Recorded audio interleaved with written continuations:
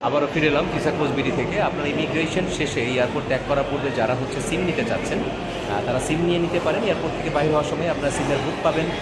আপনারা হচ্ছে আপনাদের ডলার নিয়ে আসলে বা বিডিটি নিয়ে আসলে সেটা রুপিতে কনভার্ট করতে পারবেন, নেপালি রুপিতে, এবং আপনারা এখান থেকেই আপনাদের সিমও নিয়ে নিতে পারেন এবং রুপিও নিয়ে নিতে পারেন।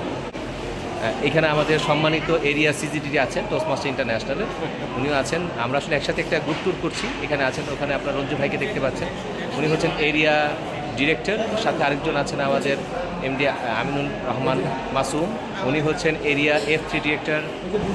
আপনারা অলরেডি ওনাকে দেখেছেন, উনি এরিয়া F2 ডিরেক্টর। এবং এইটা হচ্ছে আপনারা যখন আসবেন, আপনারা যখন এয়ারপোর্ট ত্যাগ করার পূর্বেই আপনারা এখানে পাবেন হাইলাইটস নেপাল প্রাইভেট লিমিটেড। এখান থেকে আপনারা সিম নিয়ে নিতে পারবেন। এখানে হচ্ছে আপনার সিম 7 ডেজের সিম আছে, 14 ডেজের আছে, 28 ডেজের আছে, এবং পাশাপাশি আপনারা এখানেও সিম, এখান থেকে আপনারা মানি এক্সচেঞ্জ করে আপনারা বিডিটি নিয়ে আসলে বা ডলার নিয়ে আসলে সেইটাও আপনারা এক্সচেঞ্জ করে আপনারা নেপালি রুপি নিতে পারবেন। তো আমি so thank you very much, see you then. What rupee? How many this? 7. আপনারা এখানে দেখতে পাচ্ছেন সিমের প্রাইস রেঞ্জটা এখানে দেওয়া আছে। এখান থেকে আপনারা আপনাদের রেঞ্জ অনুযায়ী সিম নিতে পারবেন। আপনারা যখন নেপাল আসবেন, এখানে আপনাদের সবাই ডাকতে থাকবে, আমাকে অনেকবার ডাকছিল। তো আপনারা ওইভাবে একটু কথা বলে দামাদামি করে যে আপনারা যেখানে যেতে চাচ্ছেন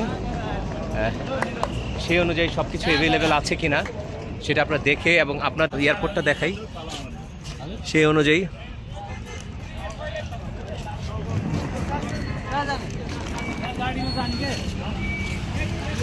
আপনাদের এক্সপেকটেশন অনুযায়ী সব কিছু ওকে আছে কিনা, সেই অনুযায়ী আপনি রেন্ট পাচ্ছেন কিনা, তার উপর নির্ভর করে আপনারা হচ্ছে আপনাদের ট্রান্সপোর্টেশনটা নেবেন।